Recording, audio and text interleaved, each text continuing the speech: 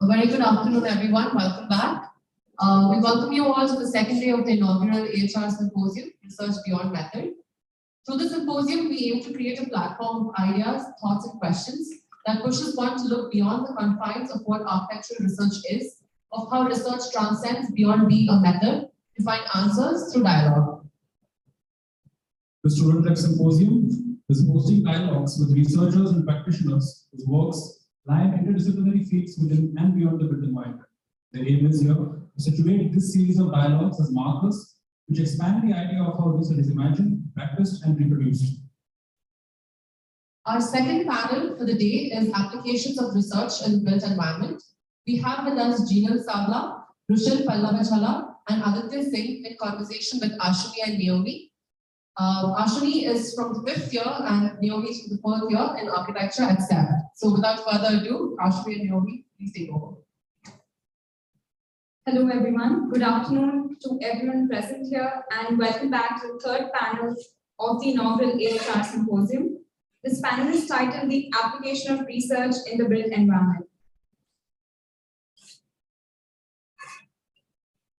So Naomi and I felt that as students, we ought to engage with research pertaining to the built environment at a theoretical level. So, however, this gap between this kind of research and the trajectories of its translation have always sort of remained a very big question for us. Are the ideas that are constructed in theory actually feasible in practice? Does the scale of research impact how you apply this research? And how does this research really get translated? So, to investigate deeper into this, we've invited 3 very exciting people who are doing incredibly fascinating things in their fields of work. We have with us today Jeenal Sawla, Rushil Palavajjhala, and Aditya Singh today. So, just to introduce, Jeenal works as the principal advisor at the Data Analytics and Management Unit of the Smart Cities Mission in the Government of India. She works on institutionalizing data-driven governance across urban local bodies. Here, she also anchors initiatives to transform public spaces in cities. Prior to this, Jeenal has worked with strategy consulting at Dalberg, advising clients like 100 Resilient Cities, Bernard Ramlee Foundation, and state governments of Meghalaya and Andhra Pradesh. Jeenal has also set up a social city capital credits pilot in low-income communities in Costa Rica. Jeenal holds a Bachelor's of Architecture from AHR and a Master's in Urban Planning from Harvard. Rushil is the co-founder and CEO of Bandhu, an impact tech startup that enables low-income workers to make data-driven migration decisions, thereby enriching their livelihoods. Rushil holds a master's degree in city planning from MIT, where he focused on finance and tech for urban development in the global south. He received a Fulbright scholarship for the same. Rushil also holds a bachelor's in architecture from Scepter University and has worked extensively on affordable housing and large urban projects in India and overseas. Aditya is an architect and development professional. He is an authorized green building professional and has a master's degree in sustainable development and climate change. He has an experience of more than 10 years in working with construction technologies and inclusive planning of built habitats. For the last 7 years, he has been involved with the Rushil Foundation based in Burj, where he has worked extensively on housing with urban and low-income groups, as well as appropriate housing systems for the rural communities. Additionally, he has also been involved with various studies and documentation exercises of urban public spaces under the larger agenda of right to the city. He has a strong belief in traditional knowledge systems, participatory processes, and the common. So we welcome you all and thank you all for joining us today. The format of the panel will be that we will be having a conversation with our 3 panelists, at the end of which the panel will be open to the audience for questions. Those of you who are live streaming can type in your questions on YouTube and we shall take them up at the end of the panel. So to start by opening it up to all three of you and to begin on a slightly lighter note, in 5 keywords, could you tell us what in your current role do you understand as the built environment?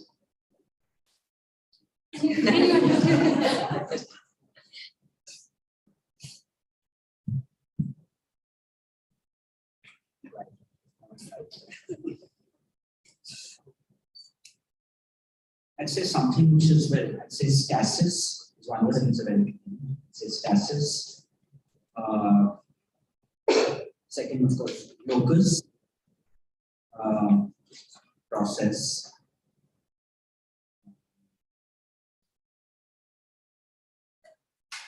transcends, well, let's say destruction, and motivation.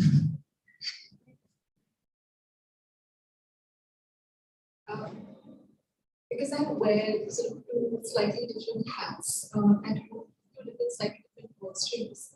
One I would say is enhanced with evidence for citizen centricity. So building environment enhanced with for citizen centricity. And the other one would be to make walkable, safe, and loving neighborhoods.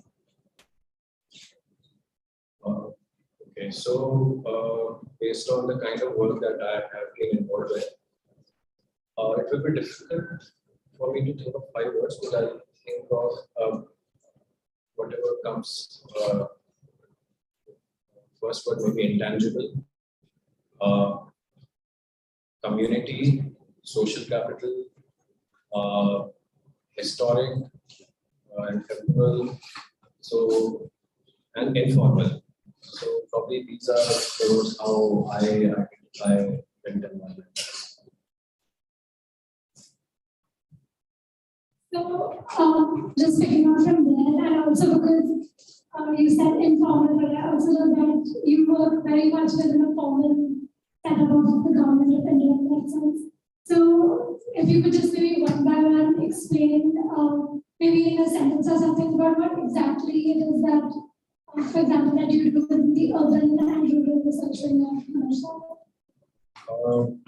So basically what our work is, I'll pick up, we have a very different way of approaching rural and urban areas. In urban areas, generally our work is, actually in both areas, we are basically facilitators of various things, various negotiations, various interaction of different stakeholders. So in urban areas, generally our work it circles around informal sector. And informal sector, about more than 80% of India's economy is informal, which is not recorded, which is not processed as such. This includes migrant workers, this includes street vendors, this includes informal housing sector. So our work is basically to first study these areas, and we generally form partnerships with other organizations, other institutes, and try to understand what is it, where is it, and are there any, and we don't go with this bias of whether that we're looking at primarily for problems. We go there with the idea of documenting it as it is. And based on that, I can give you a very quick example of the work that we've been doing on street vendors. It's been 6-7 years that we've been working on it. Most of us are architects and urban designers, interns, architecture students have been working on it, but we have formed partnerships with other institutes like Tata Institute of Social Sciences and other such institutes who are supporting us in research and studying these sectors. And it's by research, it's not necessarily very data oriented. So it's also about collecting oral histories of where, how street vending began, what happened, and so on. And also then also understanding street as a place, because if it is happening on the street. So this kind of research is the kind of work that we do. It's not very, we don't know where we arrive. We just know that this is the direction we have to take, and slowly it keeps on informing us where to go, what is in front of us, and finally, then this research then helps us understand where we can play in this field. So, as you mentioned about informal housing and migrants, Rushil here also works in a similar sector. So, Rushil, could you tell us what Bandhu in a crux really is? Okay, probably I have to preface this a little bit with where this idea comes from. So as much, I mean, fundamentally I was interested in urban development, urbanization. But in the process, you realize we're only looking at it from one way. Saying cities are an end-state solution for an economic aspiration. And we're only looking at status, the end state.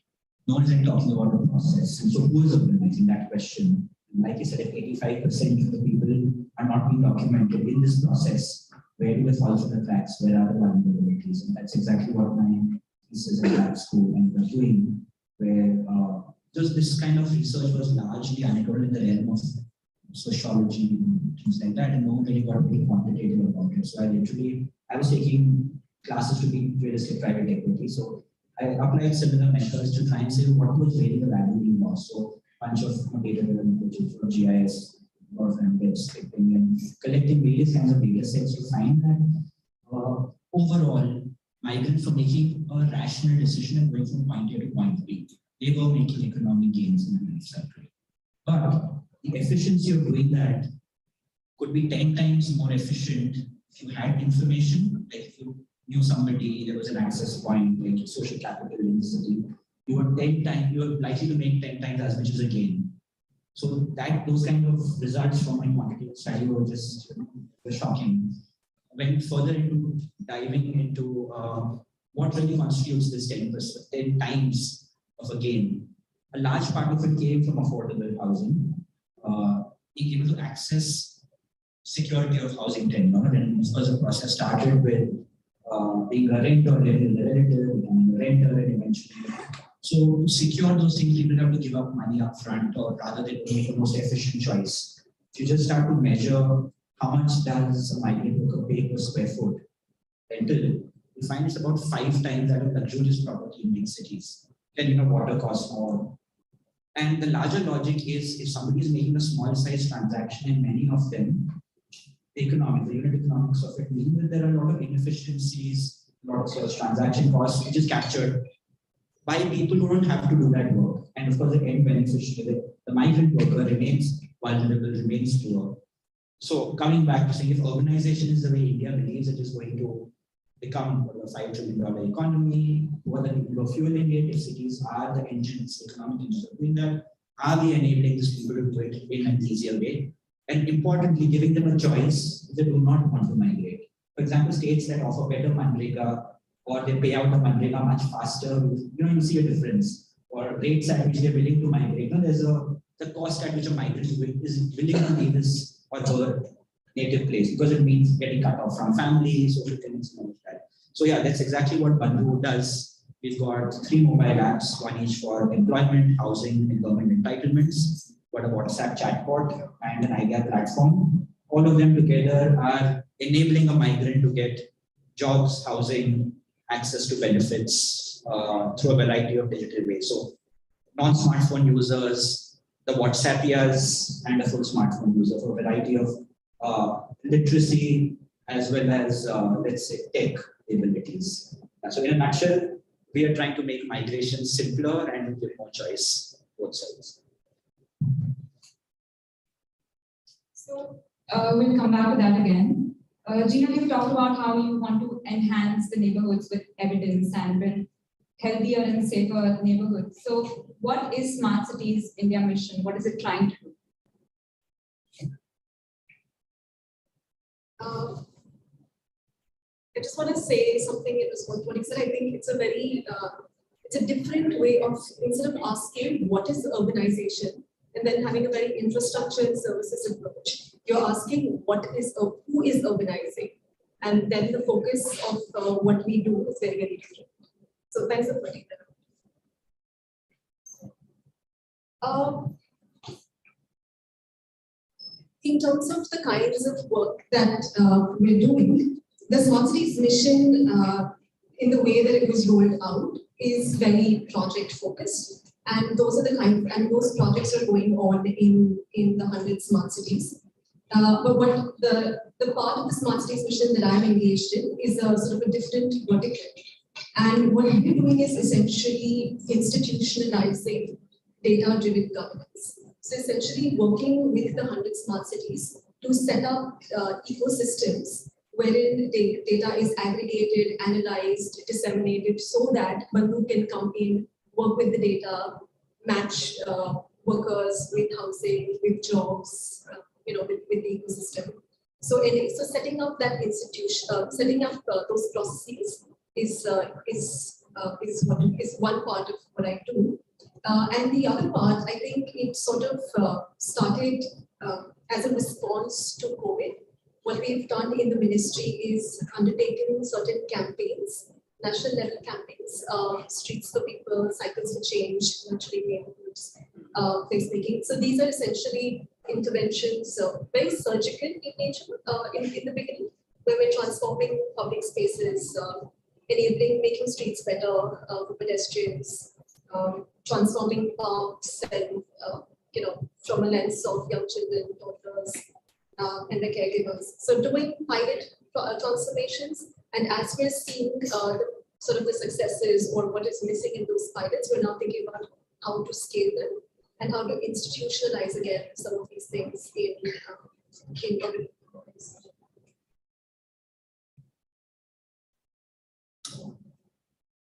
No, this is quite fascinating because I think also you're working at such a different scale and with smart cities.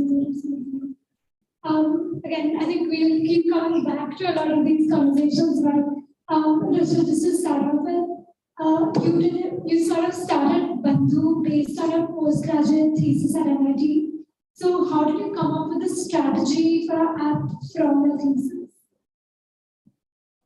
Actually, the roots of it, I my undergrad thesis here, where I think by the time I graduated, I was going deep into seeing architecture. Why do you look at it as static? It is constantly transforming. So I ended up looking at Lucknow and what my team was doing to Lucknow and what that meant in context with the caste politics in the last 100 years. And that was actually frustration with architecture, that why does it seem so limiting?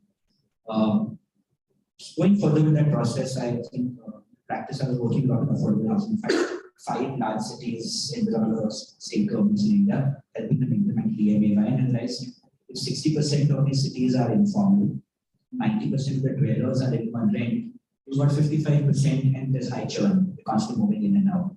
55% of the city is making a transaction for rental housing and they're falling through the cracks. And the government thinks it needs to keep providing more and more land.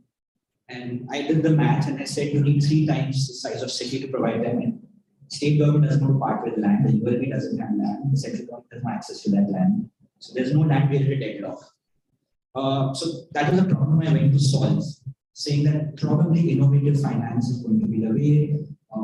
Maybe we'll be rolling, rather we passed the socialist era, private equity and new forms of private capital have to step in. We also, large parts of our cities are driven by private capital, private equity, with small developers effectively.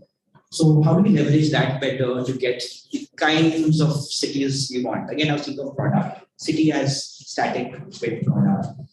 And actually went about doing like a study in economic geography between the Ahmedabad-Mumbai corridor, trying to see if we bring in something like high-speed rail or any kind of new infra, things, there is something called land value capture, architecture. Essentially, if you put a new kind of development in a place, you accelerate the access to economic opportunity. For example, you live 10 kilometers from here, your rents are much lower.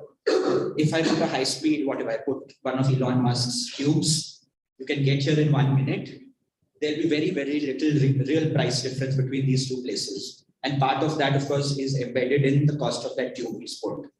So that was kind of the logic of trying to anticipate that if government intervenes, we have newer forms of transport. How does our work-live relationship change? How does the form of cities as agglomerated geographies change? Because look at the Pearl River Delta in China, how Hong Kong, Shenzhen, Guangzhou become one, and there is place where capital lands, there is an intermediate industrial production backyard of Shenzhen, and there is a hinterland which captures low-cost workforce that funnels them into production. Production is extracted, sent, exported as financial whatever gain. So that's exactly where I was stepping in, and I said, okay, I'm looking at movement. Like Jeenal pointed out, that was a big schism which happened. The shift from saying finite infrastructure is based on a demand analysis or demand projections, none of which are real time, none of it which really makes sense if you go down to it. And who's really talking about the people? And that was exactly where, the part of it was also the roadblock I hit. I went right up to some of the very secretive government ministries. I asked them for the data, they looked at me. And I'm like, I don't think my thesis will move there. And I said, this is the data I have. Let me probe that further. And the people's stories just became more quantitative. And the numbers were there to show that, okay, there is something here. And I think typically in the startup world, it's like you identify a problem. You say, okay, why is there a problem? You chart out the whole process, all the moving parts to find out who are the players, what are the incentives to do what they do, how do you bring behavioral change, who has incentive to do that. And if there isn't, do they have whatever? If they don't have incentive, do they have power? If someone has power, give them incentive. Don't have incentive, how do you give them power? So in a way, play that matrix. And an app, technology makes it very easy, right? But it helps you connect everyone and realign those economic incentives to a business diagram, a business model. And apps allow you to disseminate that at scale. So that's, I don't know if it's a long answer to it, but that's exactly where I started looking at cities as rather beyond architecture, as how does architecture, the built environment engage with people and processes? Because the architecture is also constantly being transformed. Right? Churchill has the famous line, but even India, we know that our government buildings were designed to keep the natives out. We have that big forecourt, symmetric buildings. You look at them and say, oh, wow, that's the government. You've got a porch, your babu steps out in a car, all of that culture. Whereas you see places like exchange program in Switzerland, when I was here, the government buildings are where people are skateboarding all day. People are, having parties and all kinds of substances there. And nobody seems to care. The idea of government is, we are for you. The fact that we inherited those kinds of architectures, walking into a building also makes you feel, that though all the newer municipal corporations, see, they're always open, right? Anyone can walk in. But if you go to the older ones, they're designed to make you feel you shouldn't be here. Okay, so that's just ways in which the architecture is constantly trying to negotiate, the administrative structure is constantly trying to negotiate how humans interact with the larger structures at play. And of course, I can go on. So there are a couple of parameters that you must have taken into consideration in this quantitative analysis. So how do you translate all these parameters into your app? How do you translate your research, essentially? Well, we've got hundreds of data points, which eventually, hopefully, will become millions of data points that becomes AI, where we stop doing the thinking of how do we transform the parameters. Essentially, you create a large enough data set and correlations where after a point humans can't do that. Hence, a machine has to learn what parameters to take, what kind of statistical weights to give them, and keep refining the model. That's the whole world of. But at this stage, of course, still very physical, still very human-driven. Simple examples which you learn from the ground. Okay, if anyone has worked on Pradhan Mantri Awas Yojana or affordable housing, you will realize where you typically find a kacha slab, a pakka slab. Very, very unlikely that untenable land will have a pakka slab. Those people know that this is most likely to be demolished, so they won't invest. Whereas places like you see Dharavi, they know they have a ground car, they essentially have a paper that they know the day it gets redeveloped, they're going to get one apartment. They even keep constructing multiple pakka things to keep. So their economic logic is simply based on, do I have the money upfront that I can recover from rentals over the next X number of years? People know this, right? So if you go back to, I got Frederick Hayek, which economist, talking about pricing and markets, saying that why does the government think that it knows best? There are millions of people here, each of whom have small bits of information.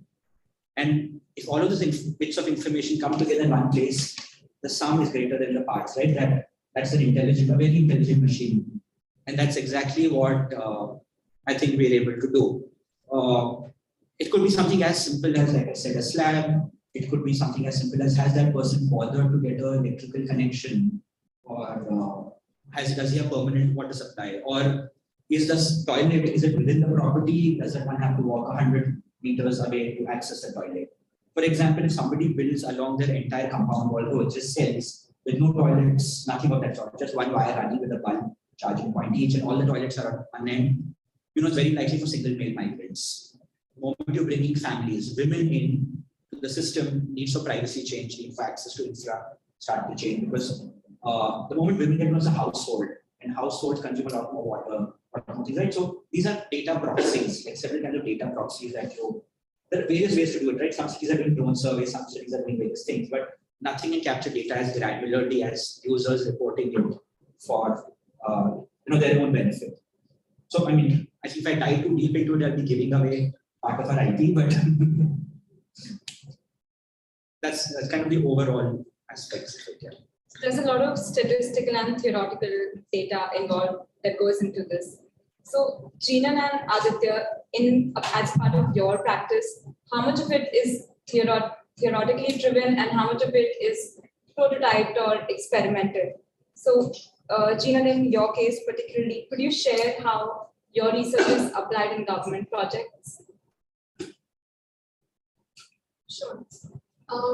Maybe I'd like to start with not just government, but also sort of a bit more broad, just so that we can talk about a few more research methods. There is deep research, which academic institutions, research institutions do, or even what advocacy organizations do, because they're very invested in a specific sector, and so they build their sort of depth of work and research over years. And then there is rapid research, right? You sort of is hypothesis based, you go in quickly, you have you develop a hypothesis, and then you conduct sort of you develop some frameworks, and then you do some rapid assessments. And I'll dive a little bit into this. I think I'm going to sort of really go on a different tangent, and the audience is going to be really thrown off between what just Rushil said and what I'm saying. But so, for example, rapid research, right? I'll just give you a case. If someone, give you 3 months to develop a tourism strategy for the state of Sikkim, right? How would you go about it? This is a consulting project. This is what consulting firms do.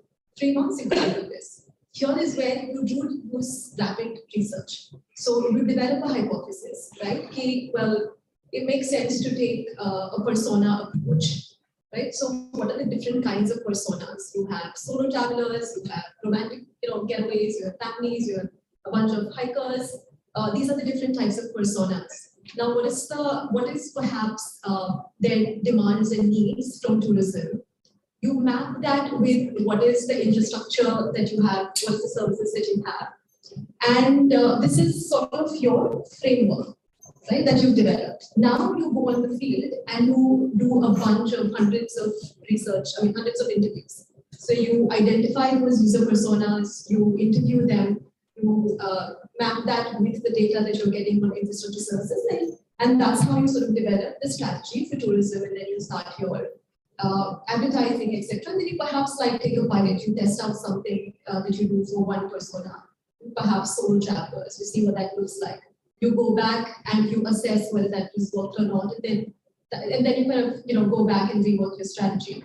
So this is sort of rapid research that can be applied when you have shorter time spans. This is perhaps also a lens that. Sorry, now go back to what we're doing in the government. In one part of my work where we're doing physical transformations. So here again, this is a very pilot-based approach. So we go in with our partners and nodal officers and their teams, work with urban designers, architects in the cities, and you transform spaces, and then you monitor whether they're working or not. So you collect various kinds of evidence. So whether that's intercept surveys, whether you're interacting with people, there are feedback forms. Everybody loves sticking QR codes for those that are digitally enabled. Then you do sort of observational data that you gather, whether that is traffic counts, when they want to measure how much time people have actually spent after you've done the transformation. That's one way of looking at it. And there are various other quantitative ways in which you can collect that evidence. And then sort of tell me, whether that place works or not, and then go back and you revise the work. That's how they make that place permanent. So that's one way. I would say that not for all projects we've been able to do that. We're in a very early stage. So this is where we want to get with applying research and assessments to the pilots that we've undertaken. And then the data part of what we're doing, the actual hardcore data analysis and creation of use cases. Here, we work with city data officers to gather data. Smart cities have these centers called command and control centers where there's a lot of real-time data that comes in. And so that kind of both real-time data as well as static data, sort of overlay them to develop certain insights and so on. And one example a couple of examples I can give is we're just developing this use case for Bangalore City public transportation. So we've mapped, you have all of the wards of the city laid out, and then you put in the ridership data on top of that. Map out the bus routes and then what the ridership along each route looks like. And then you know which wards are underserved and you know which wards are very, very well served. And where those are underserved, well, your insight is that these are underserved, and then what do you do about it? Like, where does that insight go to action? Right? So then you know that, well, you've got to improve last mile connectivity, or maybe there is no demand and hence you don't need to invest. But that is the kind of data-driven research that drives action. Maybe I'll pause here.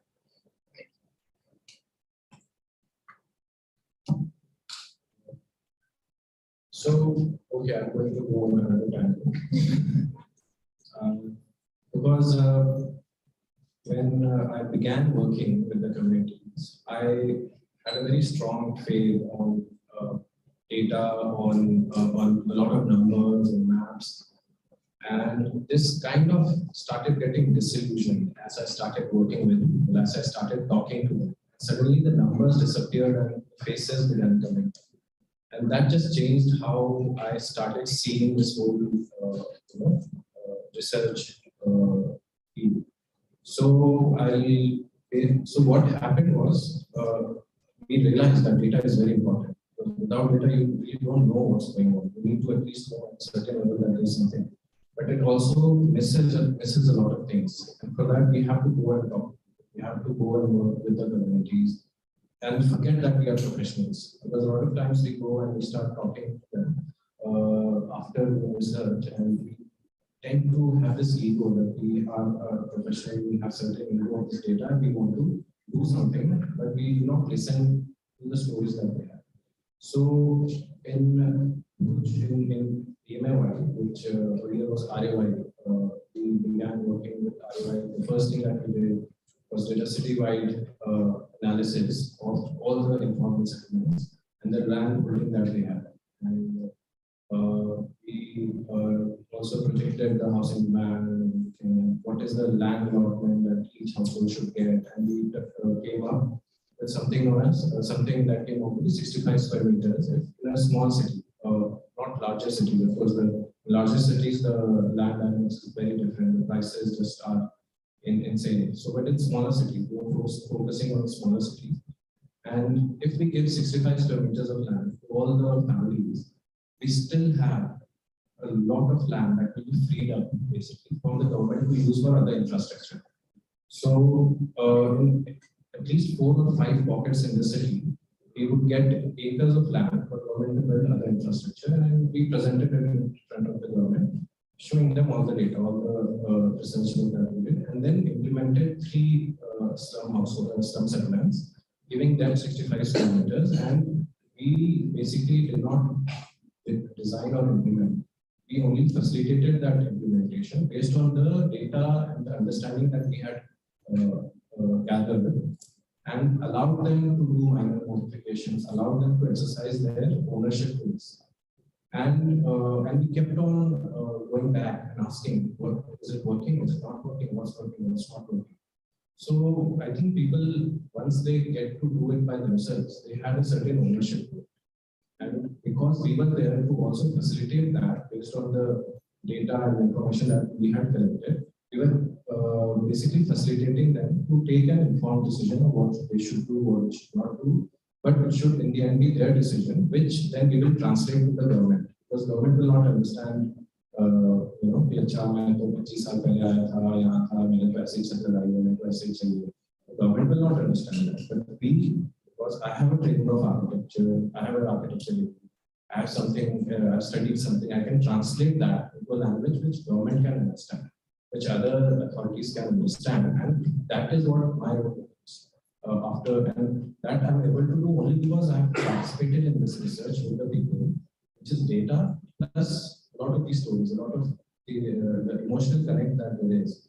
And the biggest strength that informal sector, not just housing, is their social capital. How we were just saying that we can connect who's there, who can give us, is there a relative in the city, can I go to that place? Like how migrant workers were, and how the migrants in the center. So how do we document that?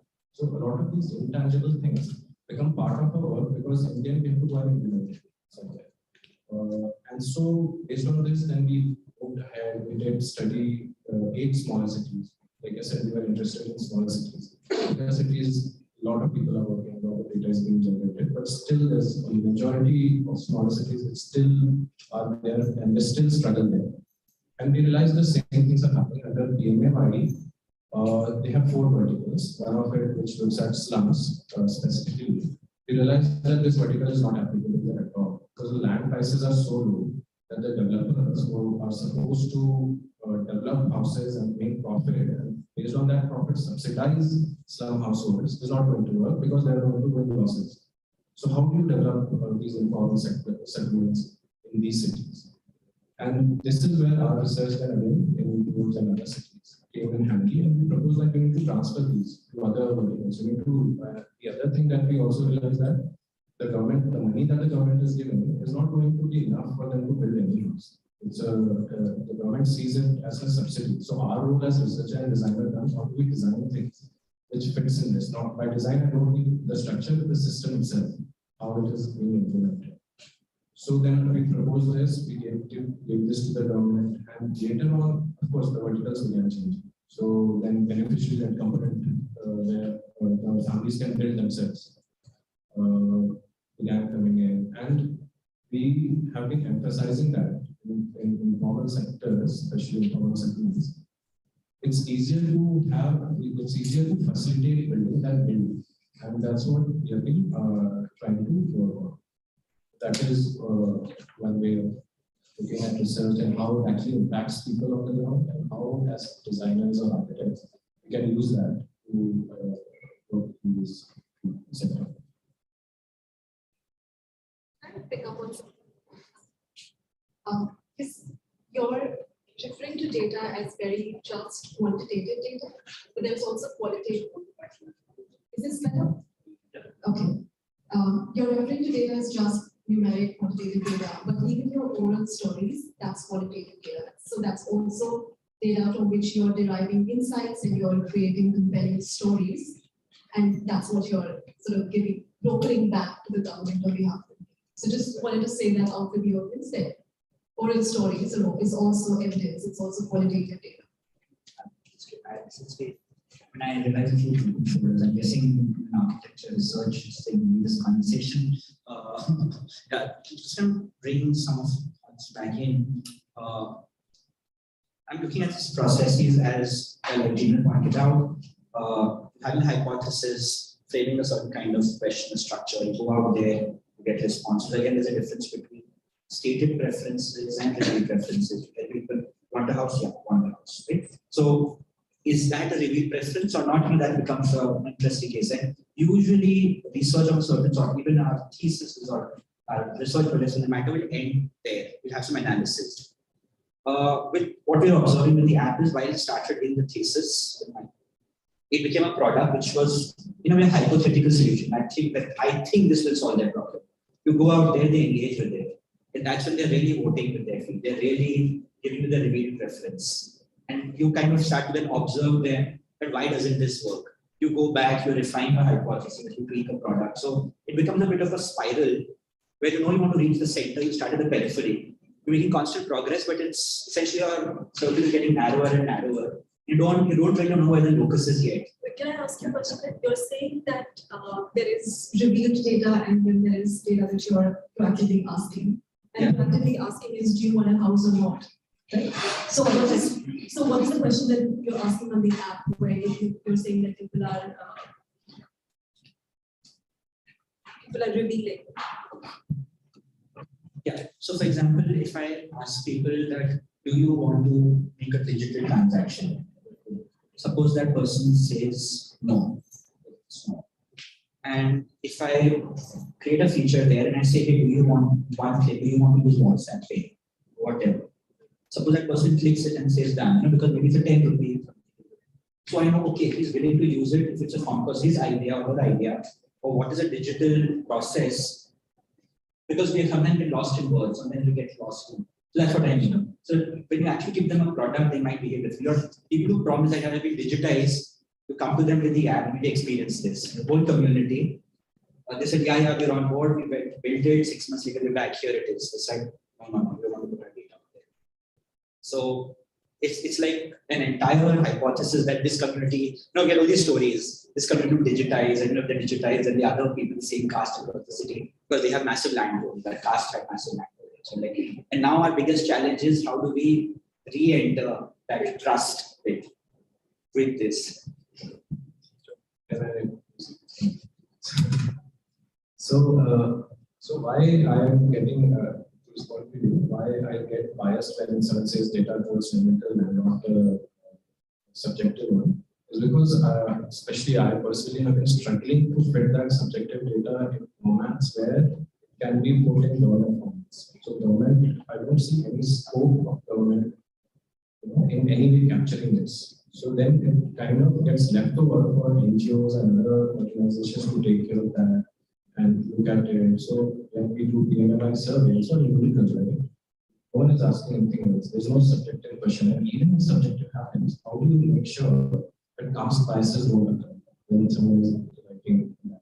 That's the struggle that we've been going through. And when in subjective research, we know that if I'm doing that research, the biases because of my own tradition are going to come in. So that's why I get biased towards data as something that is numerical, because otherwise, how do you use it in government framework? How do you work with government officials? Telling that there's a dismissal. So how do you do that? When do you be able to do this?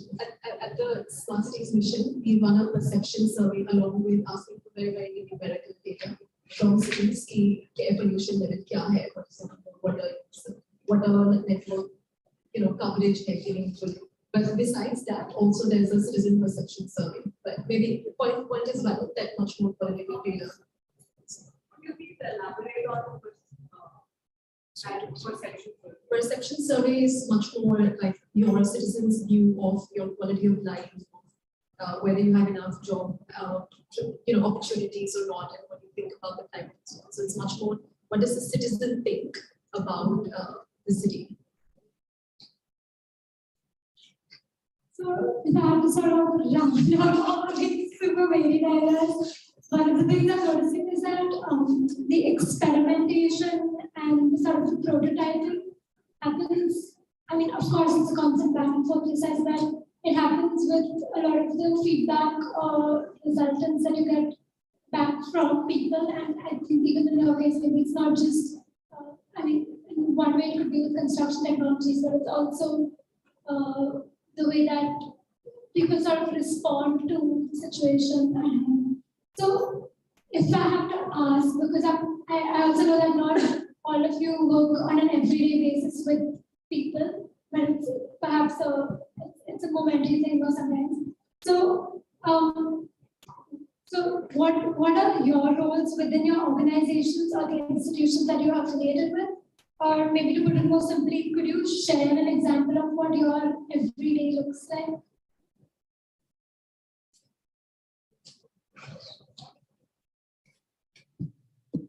I need a time check. So I think my role is a bit of an information exchange within the organization. So I mean, essentially, I mean, the role is titled as CEO because of business was understood out there. So where part of it involves me, I'm a primary public face, so it's investors, funders, any kind of collaboration. So the public face is generally me. And by default, if you have to deal with the money part of it, crunching those numbers, financial things also. So, but that is simply keeping the startup afloat. But internally, I think the most critical part of my day-to-day job is a tech team led by my co-founder, and there's verticals within that. So every day they're producing products, and then there's an implementation team that's on ground constantly. And they keep running, they are the users of the product because they're going out there and trying to get people to adopt it or in a way convince people to use it. So, and they run into problems, whether it's technological, whether it's psychological or anything of that sort. For example, for OTP is not an obvious thing that everybody gets an OTP and they take it. Now we realize the phones they are using are still on Android 4.0 or 5.0 or whatever. They haven't upgraded to Android 12. Maybe the features they don't auto-detect SMSs. So when they get an OTP, it's a 6-digit OTP, people forget the OTP because they have to reduce one screen, open a new screen. So we realize, oh, we need 4-digit OTPs, not 6-digit. Also, the phones don't auto-read an OTP like a lot of. So that's it. And again, their banks keep sending them SMSs. अपना OTP किसी से share मत करना. So OTP शब्द ही गलत है. We made it verification code now, okay? Yeah, code. So these kinds of things, right? Because that person doesn't understand too much on technology or finance. Now to translate that back, also to figure out, understand from the field team, explain to me what you did. Because now, the last 2 years now, they're able to kind of break that up. That this is what we attempted, this is where we faced a barrier, the technological barrier, psychological barrier, market barrier. Then you say, okay, this is a technological barrier, what needs to change? So similar kinds of things every day. Another thing. So here then the information exchange. So another example is we built out a fantastic filtration system for workers who want to find housing. Now it's early days, there aren't too many houses in the ecosystem. So when a user for the first time goes out there and they have certain preferences, it's likely they will not find something which is perfectly aligned for that. So we realized very quickly, we basically need to knock off the filters. They said, they did it, said, no, hold on. Just disable feature function. So that has to get translated back. Now, the field team does not know the code stack, for example, the software. And I kind of know how that's working. I kind of know what's working here. So I'm constantly like translating who should do what. Sometimes I'm like, listen, this product development is going to take 2 months. I can't ask the tech team to do that. You find a way to convince that guy to do this. Then we kind of work on market side of it. So that's pretty much day in and day out. But of course, running a startup comes up with all these external things of fundraising.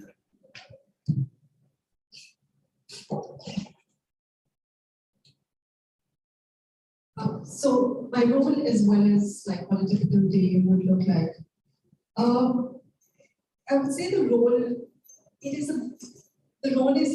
sort of split between the work on the data building, ecosystem building work as well as the physical transformation. So as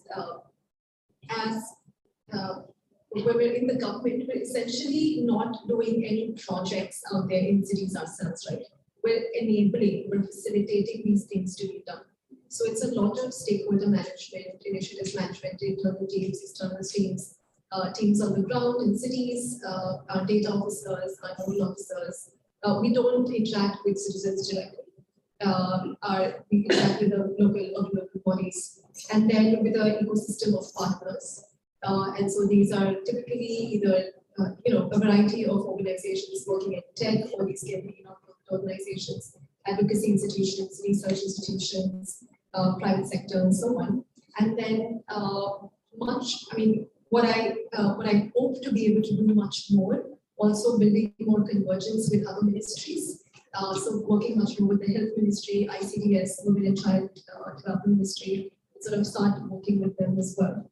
And I would say that no day is like the other mostly. It's about 50% to 50 to 40% of the day has to be unstructured. I mean, I can't plan my day in advance.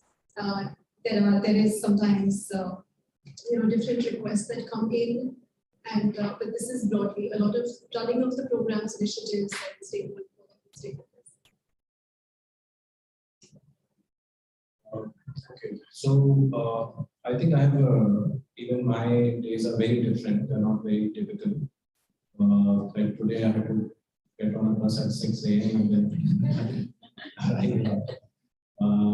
But otherwise, I can give some examples. Like day before yesterday, I think there's something called town vending committee, where vendors form a committee with the municipality. So I'm part of that committee at TDC. So I had a meeting in Nagarpalika at 10. So before that, I had to go to site where we are implementing a zone. So there we had a bit of a discussion with the street vendors there. So they don't want to here, they want to there.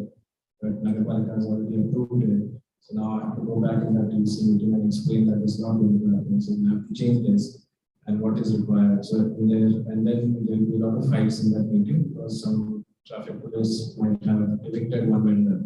So the other vendors are now very angry. And they want me also to walk out of the meeting, but the chief officer wants me to sit. So I'm kind of now told between this to what to do, and then I have to be a little diplomatic. Meanwhile, I'm calling one of the interns in the office that we have to change this, see if it is working or not, how this meeting is going on. And then come back to the office, and then we have, and I'm also supposed to now lead a team of 10 to 12 people. So manage that, a lot of very boring document signing and everything that happens. And then later in the evening, I also then have to look for fundraising, so applying here and there and see what can come. So this is like a typical day for me, either in Bhuj or wherever I'm traveling. And it's quite exciting, actually, even though some parts are boring, I'm sure it's quite exciting. And especially the fundraising part and the programmatic part where you're designing programs and getting it done into your team, that's really exciting. Yeah, so mostly a lot of design management and I still have a little bit of socialist hangover, so some part of that is kind of spreading a little bit of propaganda for socialism. So that becomes part of my day. So one thing I'm noticing is that all three of you have to jump between different scales of thinking as well, in the sense that you're dealing with a small team, at the same time you're dealing with a larger sort of system or an organization, and this happens probably multiple times a day. So maybe like for you, Jeenal, at the national or policy level scale is something that you deal with, vis-a-vis for you perhaps it's a community or site-specific scale. And maybe for you, it's a network level scale as well as dealing with the sort of specifics of creating technology, of working technology. So we would like to understand how does the scale of what you're working on influence the application of your research?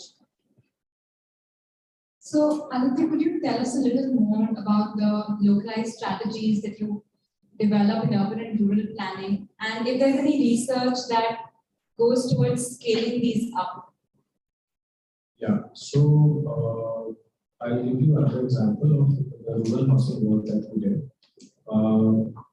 This was also, at that time, it was Indra Awas Yojana, but then now it is again PMAY, which is Pradhan Mantri Awas Yojana. In that, we basically were called by UNDP and the government to do a study of rural housing. So till then, what was happening was that there's one rubber stamp model of house, which is like 150 square feet, and you just implement it irrespective of wherever you are.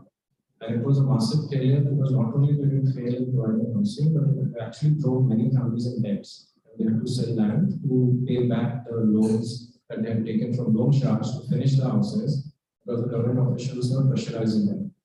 So we began with a very small study of some villages. Then we realized that, okay, we will have to scale it up. We went to 250 villages in Gujarat, we prepared a plan. Then we later on, as a consortium, moved and studied 3 or 4 other states, West Bengal, Chhattisgarh, Jharkhand. And we, through this scaling up of research, we kind of prepared a policy for the government, which then will be applicable at local level. And then we went at one selected place, or Gujarat, 10 selected places, where we actually implemented this research in just one house, which was 250 square feet. and with the government that okay, this is how maybe we'll do, and we will have a more acceptance level. And we will also provide housing, and not just housing, we will strengthen their economic system instead of putting them in place. So this is how it goes and scales down the resolution. And in Gujarat, when we did it, we kind of proposed instead of one rubber stamp model of 65 different kind of technologies, and make sure not give dimensions in these houses.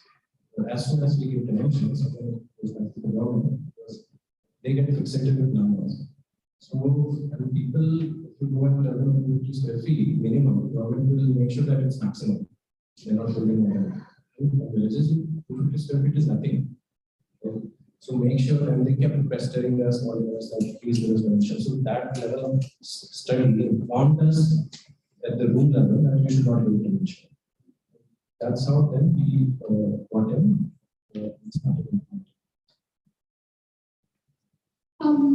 So, Jeenal, for the project that you are currently working on for the Smart Cities mission, what are the skills that you apply in your research?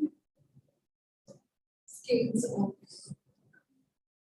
So for the project that perhaps that you are currently working on, what kind? So do you work only at a policy level scale and like directly when you say you work with urban local bodies? Do you also get into sort of the details of the project that you're carrying forward? Yeah, sure. So I would say one part of the work that we do is also program management. And program management essentially means that running of a particular program initiative, and then research would essentially be assess whether something is functioning or not, and then re-strategize. So, for example, when I just started 2 years ago, we have 100 city data officers. So one city data officer in each of them is one state. And I wanted to understand what is it that we need to do in terms of our strategy for the next 2 years. So we essentially, in groups of city data officers, because this was COVID, had sort of a needs assessment online, where we try to understand what are the kind of skills that they have, what are the kind of skills that they need to be able to do their job, how many of these jobs are full-time, how many of these jobs are part-times, what is their interest level. So essentially that kind of an assessment based on interviews, one-on-one sort of interviews, and also feedback forms. So this sort of helped us do the strategy for the next 2 years in terms of how we work with these city data officers so that they can on the ground implement this strategy. So that's program design or redesign in some sense. Then the other part is where we're running this place-making marathon, which is the physical transformation of in the public realm. And here we do, I get into sort of the curation of designs for each of the cities. Sort of a very quick get the teams together, get our partners together, and do like a review. And so that's the kind of scale. And here that we also develop very, very basic guidelines. What I've figured is a lot of the officers in the municipalities very often are engineers, so not really equipped designers to be able to do this kind of design work in cities. And what really helps is just a very simple checklist of things that they need to do. So, and I think that this kind of works, right? So, for example, if you want to build a park, what does a good park look like? Right? It is a park that has to work for all age groups, various kinds of physical activities. It should be welcoming and so on. So, like, break it down into its elements. Okay, jogging track banaya, yes. Walking track banaya, yes. Now, whether you have something for toddlers, yes. Whether you have something for where you have water, you have toilets there. That kind of your boundary wall is permeable or not. So these kinds of very like breaking down design into its components, so that then it's very easy for them to sort of internalize and execute it. So that is, I wouldn't call that policy. It's just sort of like design checklist and working with projects at the city level to review. That's the kind of skill. My work is not really physical in some sense. So scale isn't but yeah, fundamentally we are looking at migration corridors, right? So you take, say, these two districts that send migrants out.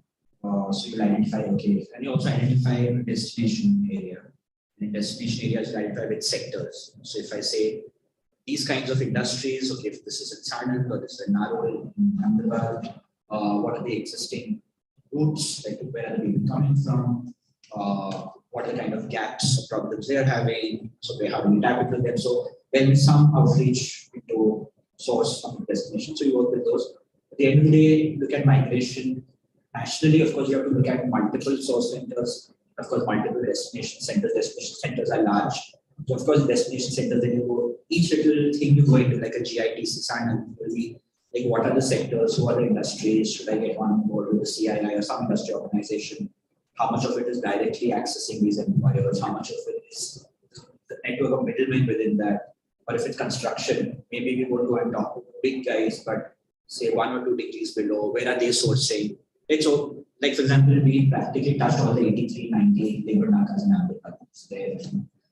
So it's that hyper local. Instead, we were trying places where, so how do we get people to onboard? So strategy level design goes down to, let's try the chai wala, right? It sounds like a fantastic marketing strategy. Give the chai wala 5 rupees for every worker in market. But realize the volume and pace of chai selling. This is a side thing. This is an income that was not worried about. Right? So it was falling off. We were like, because we wanted to use that locus, that capital the chai wala has. Didn't work. Then we said, who has time when they're doing their job? So we started putting QR codes next to the mirrors of these street side barbers. This guy is sitting, he's just staring, all the information there, and you click, and that guy also, right? So you try and design it at that detailed level. So psychology becomes super important. And what has happened, we realized is everyone has burdened the so-called perceived poor person as a potential entrepreneur. Now, their idea of entrepreneurship, again, so then you go into like proto-personas have to be built, hypothesis on, and then tested. So while that is a smallest scale of how is a barber interacting with this mirror, it then could go as high up to, you're talking to state governments on building certain things or labor departments. If at some point you have a conversation, Geenal and say, what's happening there, what are we doing there?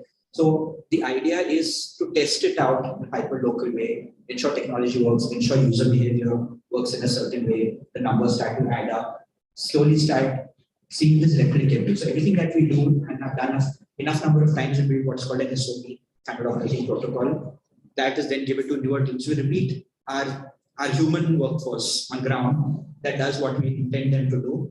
If they've done it efficiently enough and are able to document it in an SOP, that then becomes a basis to multiply to other cities. Of course, there are regional variation that will come. And once all of that seems to work, that becomes an algorithm. Then how much of it can you take humans out, in technology in, and then you reach a point that okay, now this is national. And like Swiggy works is one app for the nation, right? It's not like Swiggy and whatever. Whereas YouTube has some changes.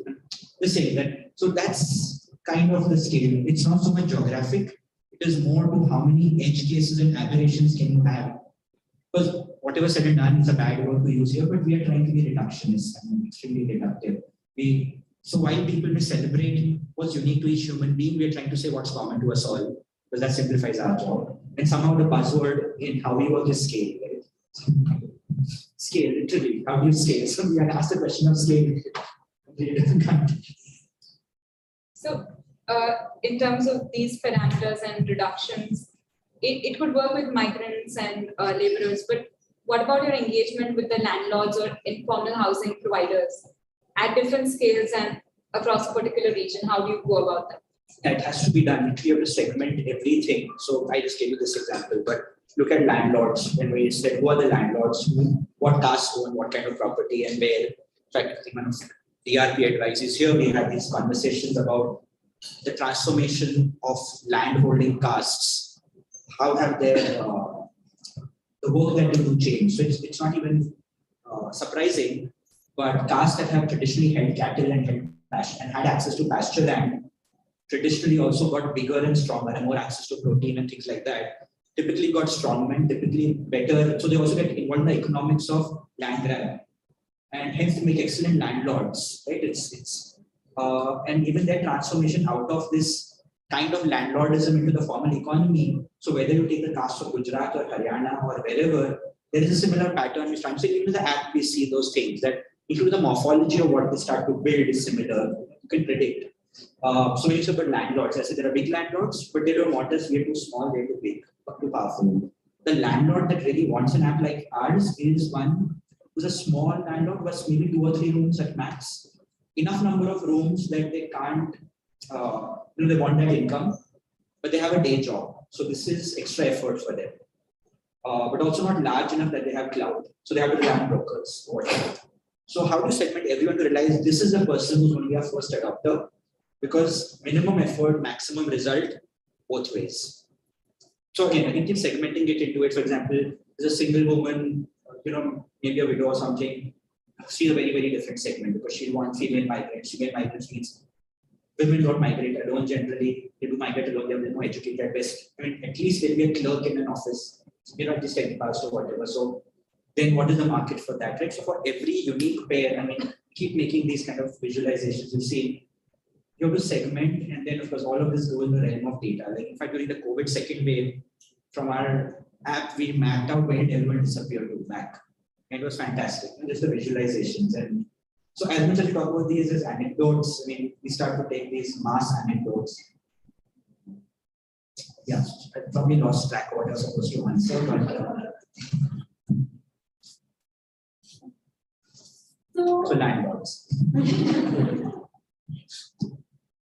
So, because again, we are looking at such different scales in that sense, I want to ask that, do you think that either, maybe specifically for Rushil and Aditya, do you think that either of your own researches can extend beyond the skills that you are working at and be applied in someone else's research tomorrow? And maybe could you share a specific example of how that can happen?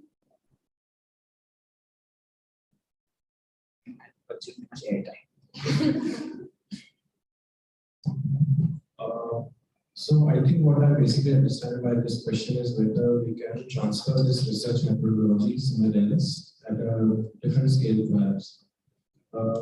So generally, what we have been doing, all these participatory exercises that we do, participatory design tools that we develop, we tend to share it with other organizations, other people, for them to adopt and take it forward. And several other practices have come up. We have been now doing these participatory exercises like Shah has been doing since April 2001. And that, I think that's how it has propagated. And now I see various other practices, various other people who are interested in this, who are working with the communities, who are using the same methodologies at different scales, maybe 1 settlement, 3 cities, or 1 state. That's how it has been.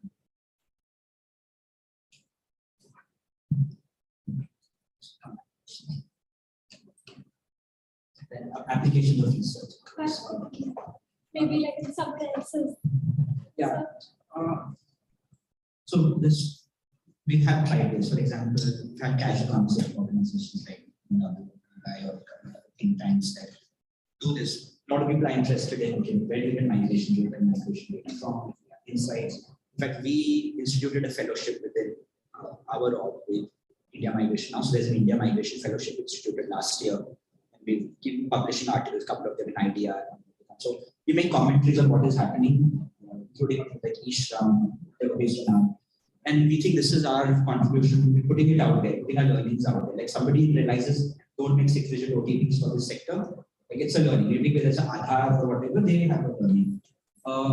In terms of further research or building more products, something like that's ideally the case. As with the unit economics of what we do is very, very marginal. So you have to find newer methods to monetize and cross-subsidize what you're doing. Simple thing, much of what we're talking about, if you say 85% informal, are not formally banked. The biggest problem everyone has, like if you have domestic help at home, they're always asking for an advance or a loan, right?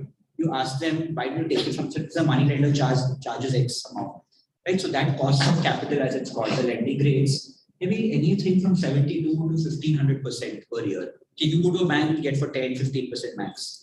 And because they don't have those transaction data points, and that is what's bleeding in India or the vulnerable dry, right?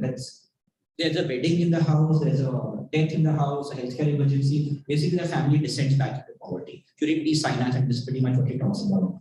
So this, I think, is the biggest opportunity that fintech is blowing up in India because this is an opportunity, and also there are no data points. So much of what we do, like I think when we just started, one of the famous private equity advisory firms called us up to understand what the migration trends, to understand agricultural productivity that year. And of course, agricultural productivity went up in 2020 because everyone went back home. There was a bumper crop because a lot of sowing. FMCG investments picked up, because again, was so these move markets, and of course, there are larger players who might be interested in. As they say, no company today is a company doing what it does. It's a data company, and even I think we spoke just casually yesterday about how what we're doing, whether it's migrant workers who need upfront money for things, whether it is landlords because of which is quality, very poor quality of low-income settlements. Do they have access to capital to improve that infrastructure? Like he said, PLC is not enough. Do they have access to more capital? Where is that capital going to come from? Do they have those data points where they can borrow that capital? So can we use non-financial data to create financial capital, access to financial capital? And I think that's kind of what we're also going ahead into. As much as you may think the build form can be transformed, I think finance is the most amoebic entity ever. It can just morph itself into anything, it can come. So I think this is the large game for us, that anyone who is researching on how to reach this community and build things for them. I think across all the three panelists kind of work you do, finance does play a huge role in determining where work goes. And talking about these different collaborations across sectors, coming back to being an academic institution, Jeenal, what do you think, how do you suggest a better collaboration could occur between academic research and government projects?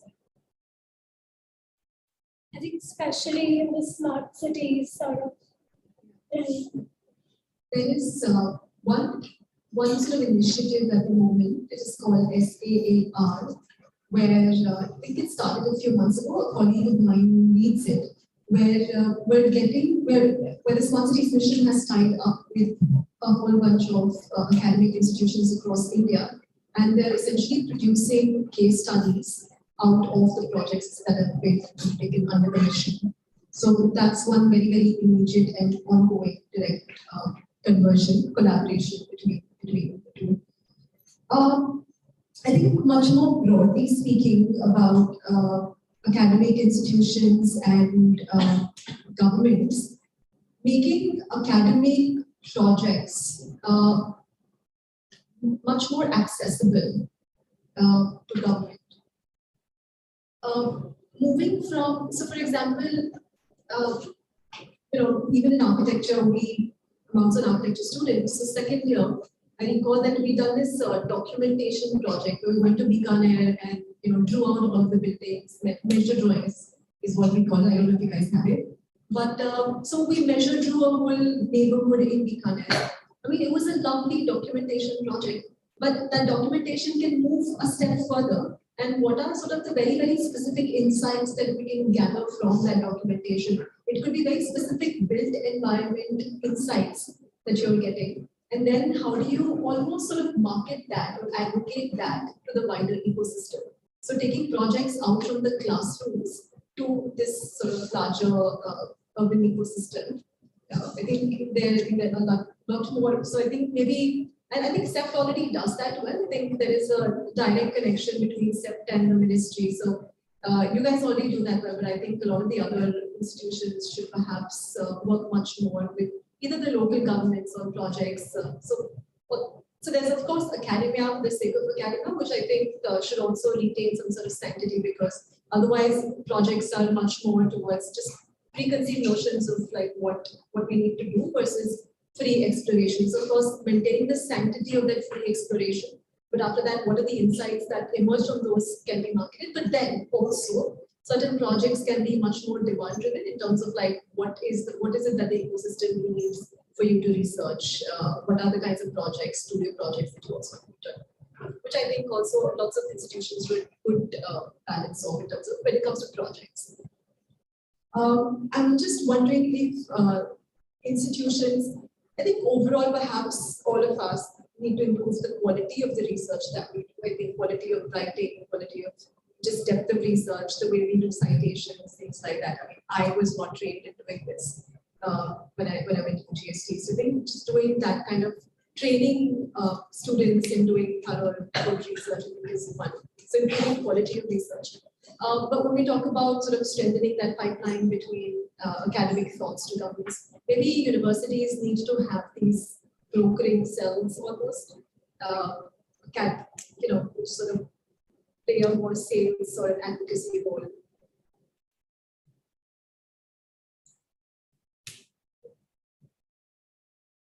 So, in that sense, to sort of come back full circle, because I know that most of us are doing our 5 years at least. The way we imagine ourselves practicing is not a lot like the way that either three of you practice. So we'd like to sort of understand, so how does your architectural education sort of impact what you do today? Or where does your engagement as a designer step in to what it is that you do today? I'm so glad that I had an architecture training. I do feel that I wasted a lot of time in drawing doors and windows and redrawing them each time, like the paper got smudged or something, like. I mean, the time I graduated, everything was by hand. So I do feel like a lot of human hours were lost doing that kind of stuff. I really think that educationists need to study the way architecture is delivered. The academic courses, the way their sort of modules are designed, just the delivery of this architecture education, I think should be studied very, very well by people who work in education in general. Because I think we're taught to be such good listeners, we're taught how to observe, we're taught how to be human-centric. Yes, a lot of us perhaps come out with sort of inflated egos that we know everything, but I mean, I think, very often, there is this sort of egoism in architects. But nonetheless, I think it teaches you how to understand your context, your people, your environment much more, and also how to engage with it, how to give back. I think it also creates, let me come back with the right word, but I think much more, people with a bit more nuance in how we understand, a bit more perceptive and more nuanced to understand. So I think having said that,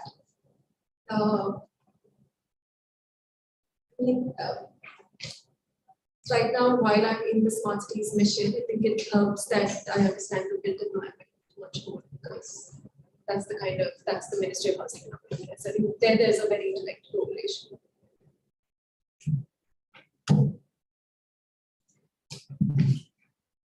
So it certainly helps me.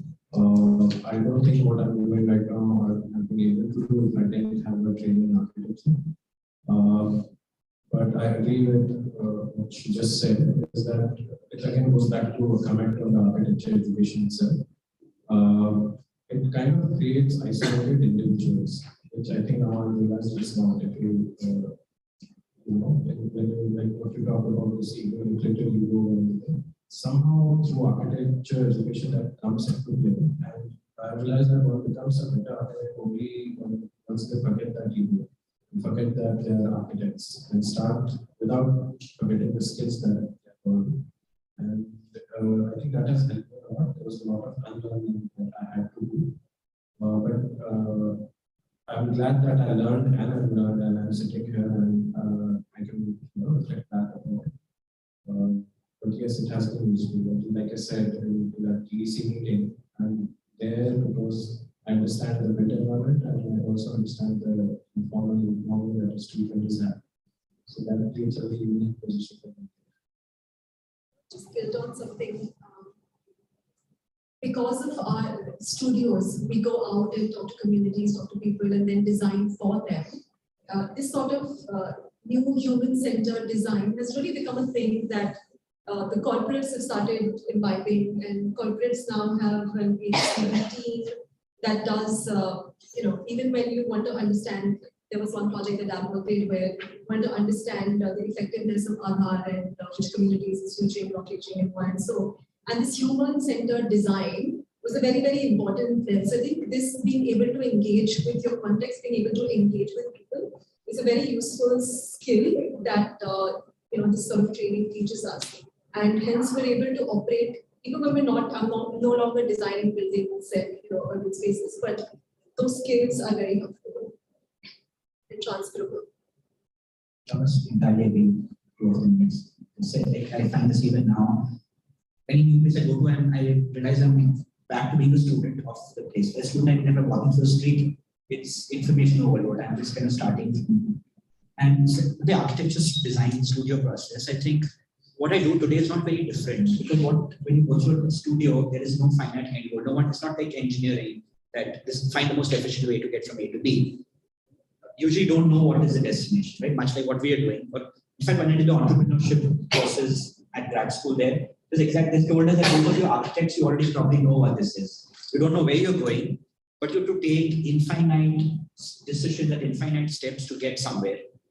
And that's what a design process is, right? No two sites are the same. You decide how much to build, where to build, how to orient, who to design for. Right? There are 10,000 variables, and every time you make a line, it's a decision made. Why is that line here and not in centimeters? What scale do you start drawing at? Do you start in a section, start in a plan? So also what I do today, I still remain a student of cities. So maybe I started attacking it from a design perspective, then maybe a little bit of politics. Then I thought I'd attack it from a finance, equity perspective, and now I'm attacking it more from a tech perspective. So in a way, maybe this is just a quest to find the most effective way to make that change. But I think the education gave me that. And going back to my RSP, we call it RSPs here, it is in the undergrad, used to be called. And so my first RSP, first year, we went to a very small village called Tinto in North Gujarat, and we keep going there. And there was this one family, I still remember the caste name Makranis. The only Muslim family in a Hindu village was kept outside the village. Like, okay, why? Like, okay, they serve as the guards because they migrated from Western, whatever, the Balochistan area. And since they were Muslim, we kind of kept them out, and they behaved as the gatekeepers to the village. Whatever, that's the story we were told. And then we went around measuring the vessels. And of course, everyone's houses and vessels. And it started to occur to us, because we did an inventory of all the vessels and all the houses. The ratio of vessel size to the house size, something was off with the Makranis. Because the Rajputs had the biggest lands, the biggest houses, the biggest vessels. And of course, as you went down the caste hierarchy, it got smaller and smaller to the extent that people didn't have land. So where do you store surplus, right? So the Makranis had humongous vessels. And then we realized that since they guarded, they were never paid in cash, they were always paid in grain. And because they were not participant in the village economy at all things that they needed had to be stored. Right? And this sets you thinking all your systems are apparent in that vessel you measured. And I think those processes keep coming back to us. When you talk about, I enter a door and I'll observe, why is this Khili here? Like, how do migrants live? Is it a space allocated by Khili? Is it allocated by something else? If the women are involved in the house, what does that mean? Right? So I think it just never leaves you. I think it's been really interesting to see how all of you have aligned with different kinds of researchers, different fields engaged in, finance, with different stakeholders and agencies at the national level, at the local level. And still through these conversations, we've been able to realize how this kind of deep research ties itself back into the built environment. So I think it was a great pleasure having you all here. And now we can open up the panel to the audience for any questions. Or the YouTube live stream.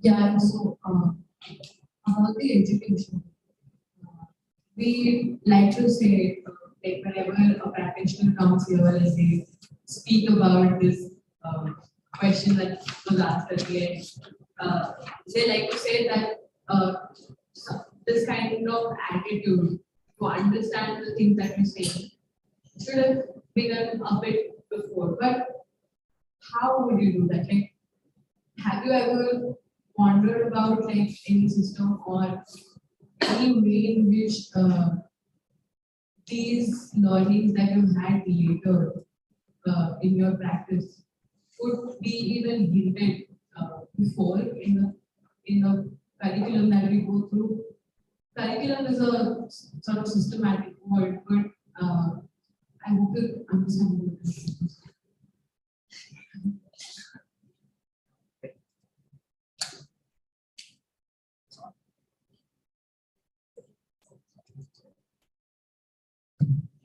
Just trying to rephrase. So you mean the insights that one gains from practice can then be theorized and reintroduced into academia earlier? Is that what you're asking? I think you may have learned now. Like, I don't want it to be something theoretical, because when you convert that information into theory, we are doing the opposite of enabling a person to know it. But like maybe in the studios, you said that they have changed with the new human-centric way that we saw in the beginning of the studio and design for them. Something that changes that in the way that you have learned from your practice. Something that we do in our studio process that could incorporate these things. Because a lot of the words that all three of you were using were quite okay.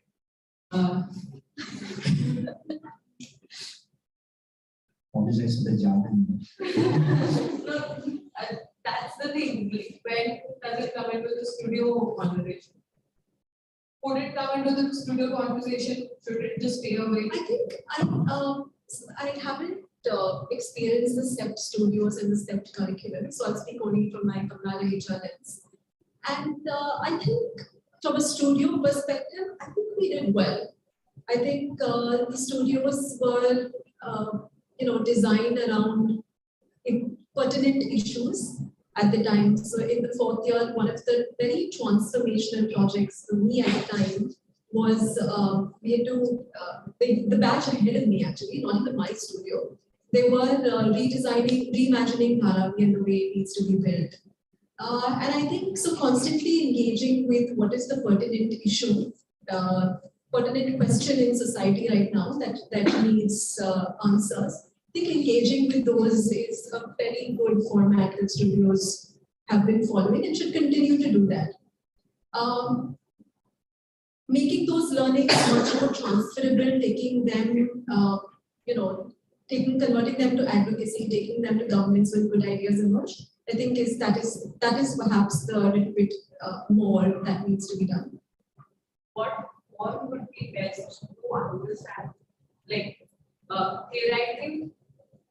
The reason why I said maybe to your phase of my question was, would theory be a good form for that, so that I learn beyond we interact with the people that is serving? Depends on the kind of work that is done, right? I get what you're saying. Yeah, I think I probably finally get what you're saying. So the Harvard case method is very well known. So I will not be the Harvard Business School. Can be so usually they will give you 2 or 3 readings, which are theoretical, and anything theory is informed by practice and by evidence, right? So they've seen so much of a sample size across contexts, across various things, and hence there will be a theory for developing countries. Or if you read Lesotho, whatever, looking at various things and saying, this is like, he points out, information asymmetry is a fundamental characteristic of developing countries, which is exploited. So it's not, he obviously observed it in his home country, but there are so many others. So what we typically have is 3 or 4 readings, and then we a specific case study, which goes very, very deep into the specifics, and a lot of the concepts you come across in theory are applied. And very often the protagonist of that case would be present. For example, at HBS class, we were studying OYO rooms, and Ritesh Agarwal found that OYO was there. So we saw some context, we had some economic theory reading. Then we had to analyze that case, come up with numbers like valuation, and then pose questions and interact with the protagonist. So the whole loop came back, and it was a very quick way of doing it. Like, we didn't have to go out to field. Maybe in our case, sometimes you go out to field, come back and see whether it correlates back to theory. But that's again like what the DRP, I guess, is about, right? You situate a literature review, you hypothesize whether it fits to your context. You go come back, you either agree with it, you don't agree with it. If you don't agree with it, you provide evidence why this does not apply here. You try and craft an alternative theory, and it's like an iterative loop, right? Stand on the shoulders of giants, take a step forward, 2 steps forward, 1 step back. But again, this is reading, very heavy on reading. The discipline of observing and drawing. I'm also a bit lost. How do you accelerate that process? But from what I remember, but I do want to add that I read like something about it. No, we got it. We absolutely got it. And I hope our answers are serving that. But so one gap that I felt that at least my training had is not sufficient work was done in school to develop fast reading and good writing skills. Like I think these were the 2 that I had to pick up much later on than I should have. I don't lack something to it because I think personally I've moved away from academics quite a bit. But I think my questioning and a lot of this interest had begun during my set days itself. I remember the first assignment in a studio was for Bhopal Upper Lake, and the first thing that we did was go there and talk to people and started interacting there with all the stakeholders, the villages, the IAS officers and everything. And that I think kind of triggered it already, but even though I didn't know it at that point of time. And before that, we were given readings of, say, Amartya Sen and John Drews and other novels, which kind of somehow later on it clicked someplace. Maybe at that point of time, I didn't know, but that seemed had already been so. So something like that keeps on happening. I think SEPT is pretty good that way still. That triggers.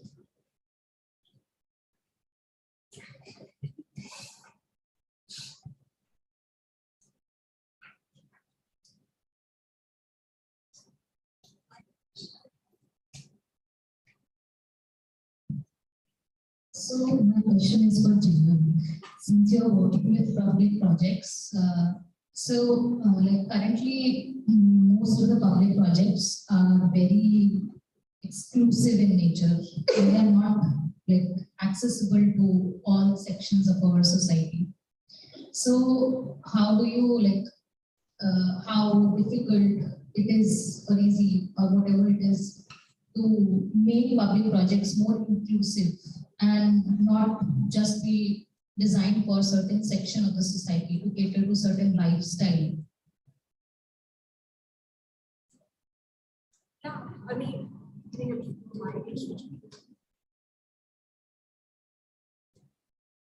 yeah, can you come in? I think these are lenses that we're adding. I think from the government's perspective, I think so far our local bodies also, as well as national government, has been doing very basic infrastructure types of projects. And I'm sure there is also a very huge gap in terms when we're thinking about inclusion. So whether it's housing, and we talked about BLC and other types of housing not being able to reach, not being able to be really inclusive with other water supply and so on.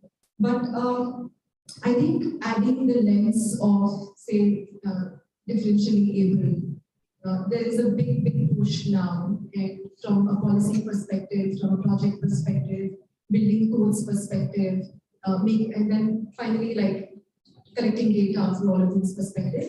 That's been a big push in the last 1 year that I have seen from the national government. By the time you see it really trickle down to projects around you, I would say give it 10 more years, honestly, right? So that's one. Where now actually one of the projects that I'm overseeing is how do we make our cities much more inclusive for young children and their caregivers. So mothers that are pregnant, mothers that are feeding, we need lactation pods, we need other kinds of infrastructure for them. Again, so these are physical pilots that we've undertaken. Now we go back and see whether this makes sense or not. Even for us, there's a lot of advocacy work to be done. I may believe this makes sense, but the commissioner's priority may be very, very different. So at our level also, we need to do advocacy to a lot of commissioners that this makes sense. And also with other parallel ministries to incorporate it into their agendas, into their programs.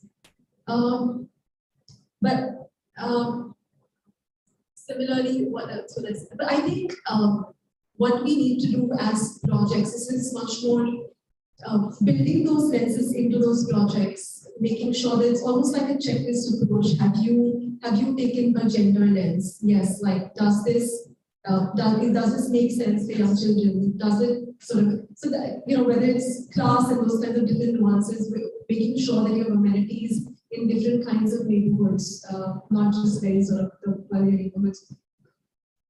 So yeah, I mean, I think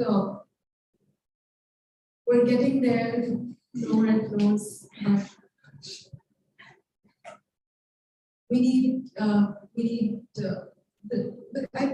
would say, at least even in the Smart Cities mission, the mission's been really good at bringing in these kinds of different lenses and partners and advocacy organizations to come work with us, and through them, we're able to work with lots of other grassroots organizations and a lot of civil society and students and volunteers. So I think I am optimistic, but the timeline perhaps is very, very long.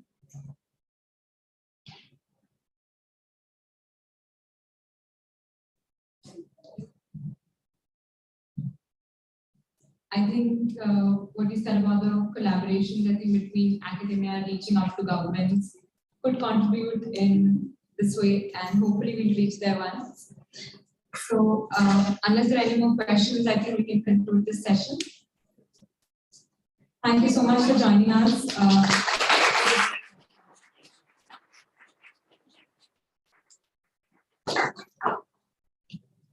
Hi, so we have high tea outside near the registration desk. They're just setting it up, so in a minute or two it should be ready. And we meet back here at 5 for our final session. Reflections on all the discussions we've had in our panel yesterday and the 2 panels today. So yeah, thank you. Can we have a poll? Like, I'm just always very apprehensive how much of this gets across to an architecture audience. So how many?